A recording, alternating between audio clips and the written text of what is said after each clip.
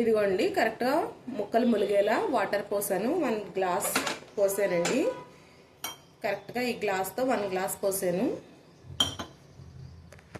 ఇక కుక్కర్ మూత పెట్టేయటమే.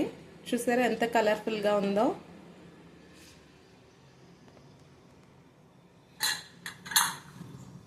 Three whistles వేస్తే సరిపోతుందండి. కరెక్ట్గా ఒక మోడరేట్గా సిమ్లో పెట్టుకుంటే సరిపోతుంది, మీడియంలో. లేదు కొంచెం పెట్టుకోండి. కొంచెం ఒక 2 మినిట్స్ హీట్ ఎక్కుతుంది కదా, అంతేనండి.